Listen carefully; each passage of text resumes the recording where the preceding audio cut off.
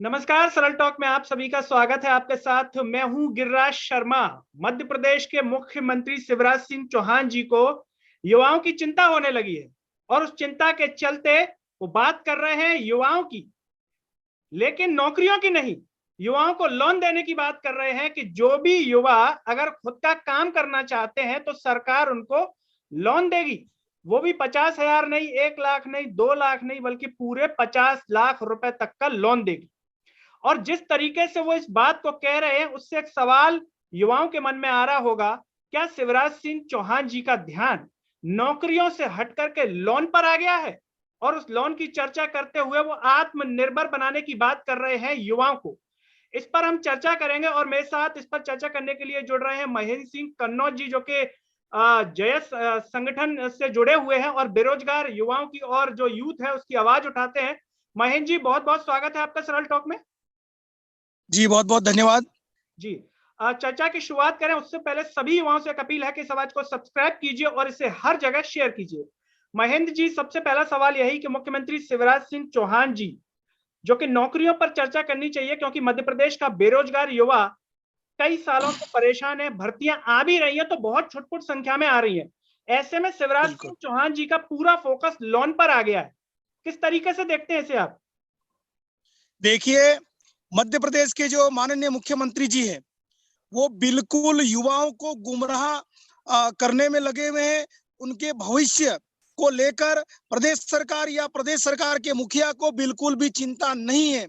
प्रदेश में करीब 1.25 लाख से ज्यादा बैकलॉग के पद अभी रिक्त है, लेकिन उनको भरने के बजाय ये एक जुमला है जिसको बोल रही है ना, पहले भी इस प्रकार से युवाओं को रोजगार देने के लिए, युवाओं को आत्मनिर्भर बनने के लिए इन लोगों ने जुमला फेंका था।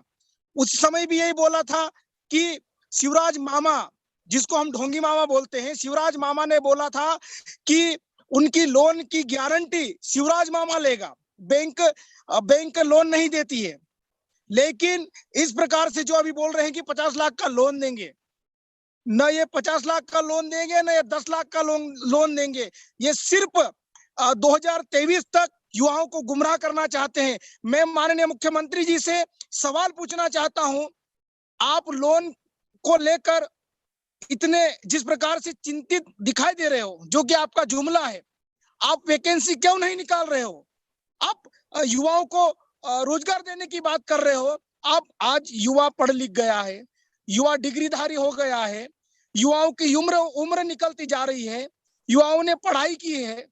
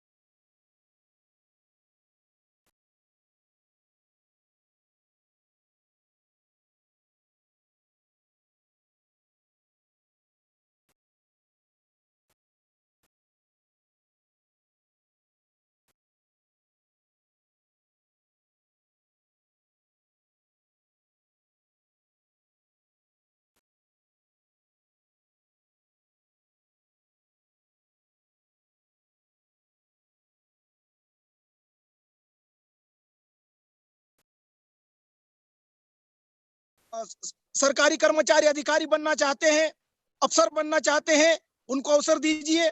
और जो बेरोजगार करना चाहते हैं, जो बेरोजगार है, जो रोजगार करना चाहते हैं, उनको रोजगार करने के लिए लोन भी दीजिए। इसमें बुराई क्या है? दो चीज क्यों नहीं कर रहे आप?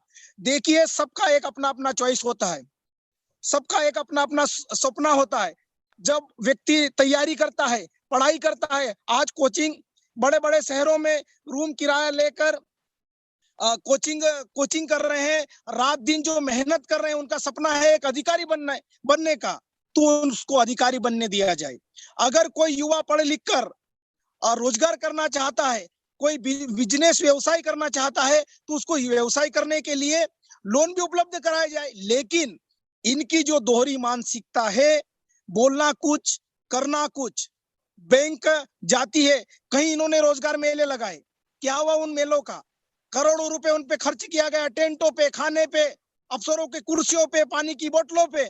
लेकिन बैंक वहां पर आती है, बस अपना खाना पूर्ति करके चले जाती है। और जब युवा, बेरोजगार युवा उस रोजगार मेले के माध्यम से पूरे प्रदेश भर में माननीय कलेक्टर महोदय के निर्देशन में हर जिलों में बेरोजगार मेले लगते हैं, हर वर्ष लगते हैं, और दिखावे के मेले लगते हैं। सिर्फ एक दो प्राइवेट कंपनियों में दो चार लड़कों को जॉब लगती है, वो भी दिखावे का, उसमें पैसा मिलता है।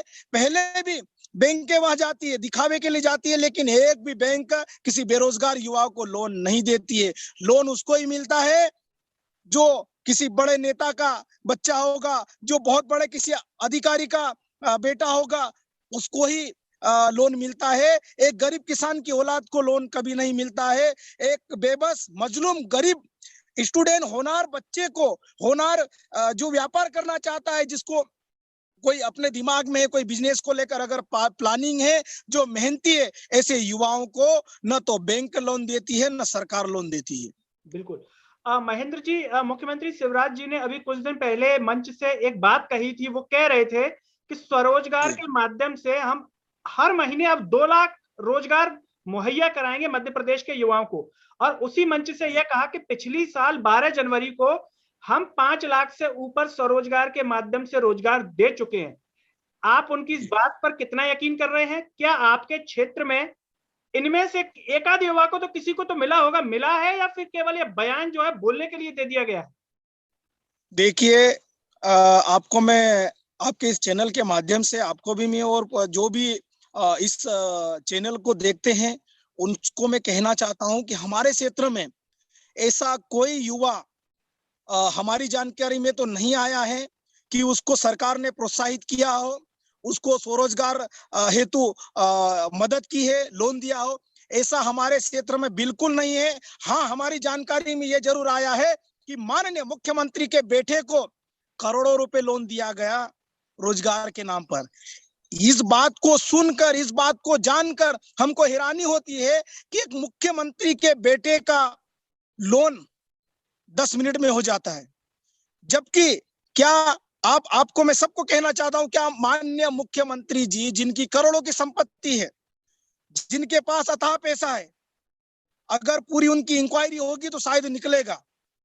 आज जी, रोजगार की आवश्यकता बेरोजगार युवाओं को है, जिनकी उम्र निकलती जा रही है, जिनको शादी करना है, परिवार बसाना है, जिनके माँ बाप के अपने सपने पूरा करना है, ऐसे होनहार मेहनती युवाओं को रोजगार देना चाहिए। लेकिन अभी तक मेरी जानकारी में तो ऐसा कोई युवा नहीं आया है कि जिसको माननीय मुख्यमंत्री जी या मध्य प्रदेश शासन की योजना का कोई विशेष लाभ मिला हो।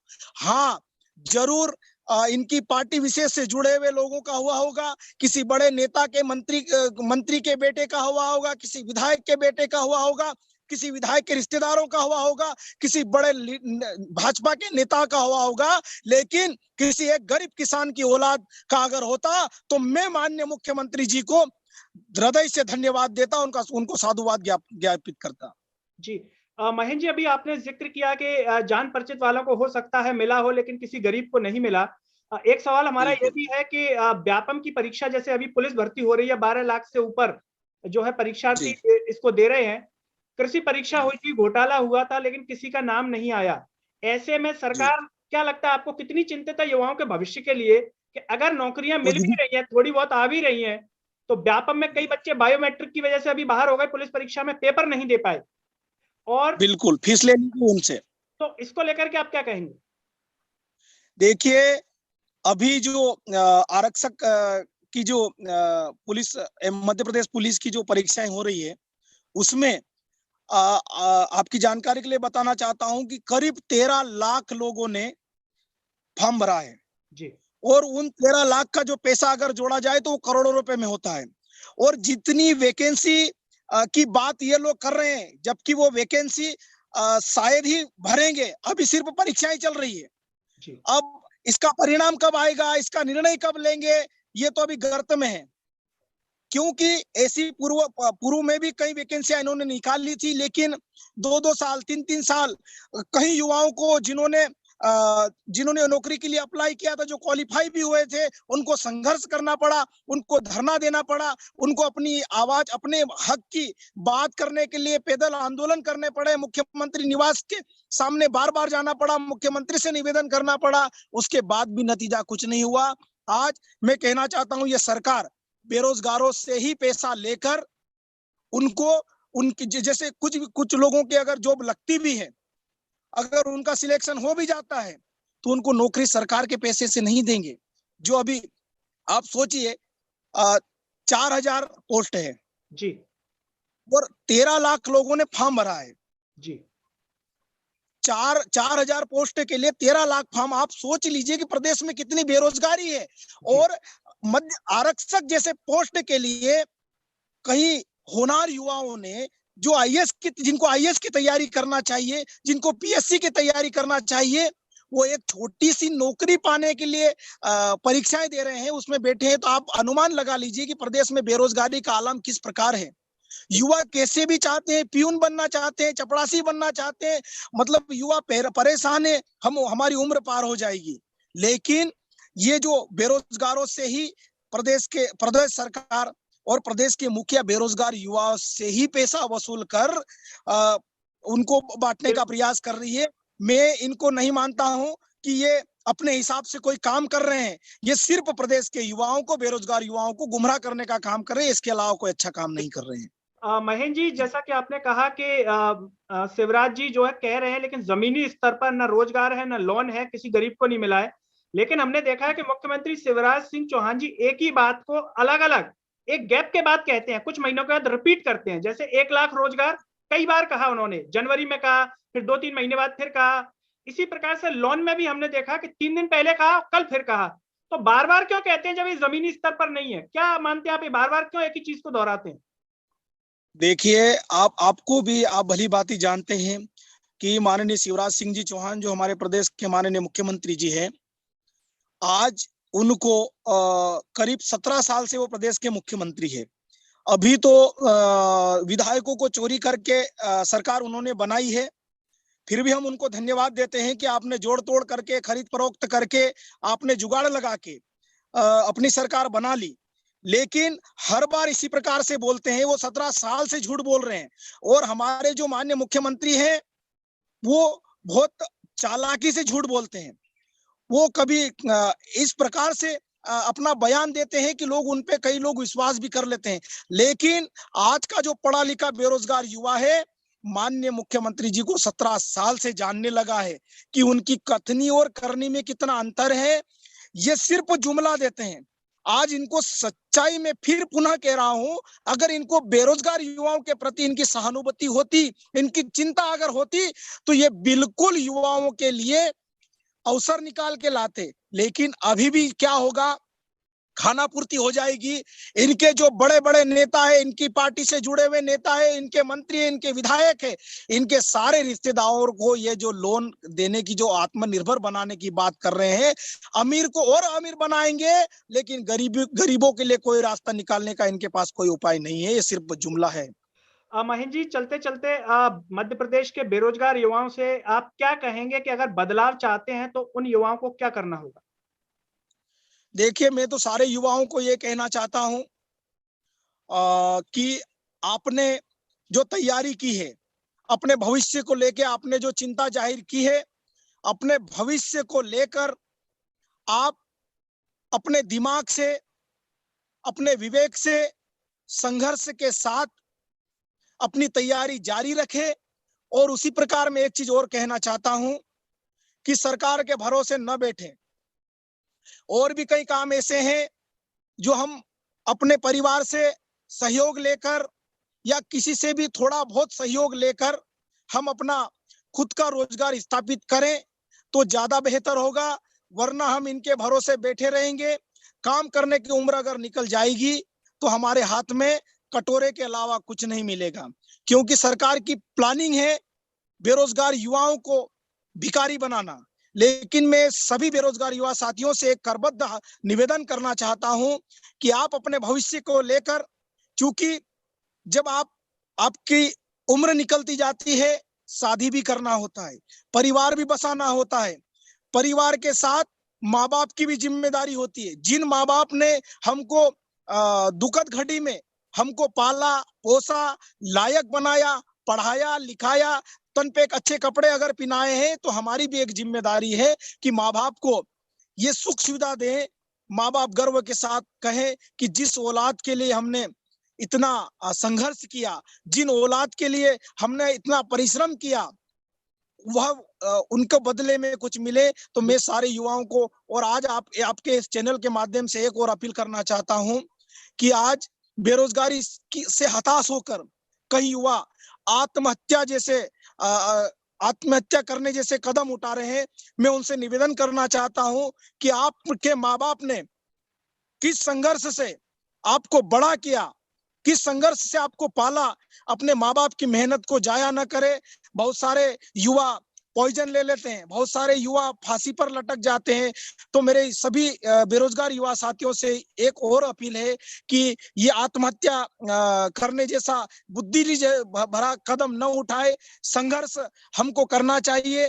इस देश में, इस धरती पर कहीं ऐसे बड़े बड़े नामी लोग हुए जिन्होंने छोटे से रोजगार से शुरुआत कर आज वो देश दुनिया में उनका नाम चलता है। मैं अगर दो मोटे मोटे अगर नाम लूं, धीरू भाई अंबानी, जिनका हम इतिहास अगर पढ़ते हैं तो पेट्रोल भरते थे, लेकिन आज उनका एक साम्राज्य है। डॉक्टर एपीजे अब्दुल कलाम जो हमारे पूर्व राष्ट्रपति रहे, वो कभी अखबार बांटते थे, लेकिन वो मिसाइल मैन बने, वो देश के लिए मिसाल बने। विदेशों तक हमारे भारत का नाम जाता है। तो कोई भी गरीब हूं, परेशान हूं, इस प्रकार से अपने अंदर कोई बात ऐसी नेगेटिव चीजें न लाए। युवा कुछ भी कर सकता है। जैसे बोलते हैं कि युवा का अगर उल्टा करते हैं तो वायु बनता है, और अगर हवा बनती है तो हवा तूफान का भी रूप ले सकती है। तो युवा कुछ भी कर सकता है। सरकार के भरोसे न रहे, अपनी तैयारी करते रहे। अगर अवसर सरकार अगर देती है तो उस अवसर को जरूर भुनाए, लेकिन अपने पैर पर हम कैसे खड़े होएं, किस प्रकार से हम छोटे से रोजगार से कैसे शुरू होएं।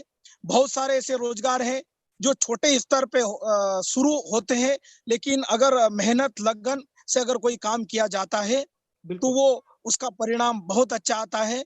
इसलिए मैं युवाओं को यही कहना चाहता हूं कि नर्वस होने की आवश्यकता नहीं है। और सभी युवाओं को कहना चाहता हूं, नौकरी नहीं मिल रही है, लोन नहीं मिल रहा है, बस मैं एक दो लाइन का, सर आपकी इजाजत हो तो मैं दो लाइन का शेर सुनाना चाहता हूं कि मेरे युवा साथियों, संघर्ष का समय है। और युवा अगर आप हो, अगर आपके जीवन में संघर्ष नहीं है तो ये जीवन कोई काम का नहीं। न संघर्ष न तकलीफ तो क्या मजा फिर जीने में, ना संघर्ष ना तकलीफ तो क्या मजा फिर जीने में। बड़े बड़े तूफान थम जाते हैं जब आग लग जाती है सीने में। मन से, दिल से अगर कोई आप काम करोगे तो सफलता जरूर मिलेगी। बस मेरा इतना ही निवेदन मैं उनसे करना चाहता हूं कि अपने दिल की सुने, अपने मन की सुने, अपने माँ बाप के सपनों का पूरा किस प्रकार से करें। बस मैं यही कहना चाहता हूं कि मेरे युवा साथी, मेरे बेरोजगार युवा साथी, चाहे वो एसटी का हो, चाहे वो एससी का हो, चाहे वो ओबीसी का हो, चाहे वो जनरल का हो, चाहे वो किसी भी कौम का हो, किसी भी का धर्म का हो, बेरोजगार का कोई धर्म नहीं होता है, बेरोजगार की कोई जाति नहीं होती है। भूखे की जिस प्रकार भूखे की कोई जाति नहीं होती है, उसी प्रकार बेरोजगार की भी कोई जाति नहीं होना चाहिए। सभी बेरोजगार मेरी नजर में बेरोजगार हैं, उनको सबको रोजगार मिलना चाहिए और कोई भी नेगेटिव चीज अपने दिमाग में न लाए। बस मेरा इतना ही कहना है, मेरा इतना ही निवेदन है। तो जो भी दर्शक हमारा कार्यक्रम देख रहे हैं, ये थे हमारे साथ महेंद्र सिंह कन्नौज जी, जिन्होंने साफ तौर पर कहा, जो उनका मानना है कि लोन अगर मिलेगा तो हो सकता है कि सीएम के रिश्तेदार को मिले, बड़े बड़े नेताओं के जान पहचान वालों को मिले, लेकिन गरीब किसान के बेटे को शायद लोन नहीं मिलेगा। दोस्तों, इस पूरे कार्यक्रम पर आप क्या सोचते हैं और सीएम साहब जो लोन के लिए बार बार कह रहे हैं, उस पर आपका क्या मानना है? कमेंट बॉक्स में अपनी राय जरूर दीजिएगा। और साथ ही साथ महेंद्र जी, आपका भी हृदय से धन्यवाद, जो आपने अपना कीमती समय सरल टॉक के कार्यक्रम के लिए निकाला। दर्शकों सभी से एक अपील है कि इस आवाज को सब्सक्राइब कीजिए और इसे सोशल मीडिया के हर प्लेटफॉर्म पर शेयर कीजिए। अगले कार्यक्रम में आपसे फिर होगी मुलाकात, तब तक के लिए मुझे और महेंद्र जी को दीजिए इजाजत। नमस्कार।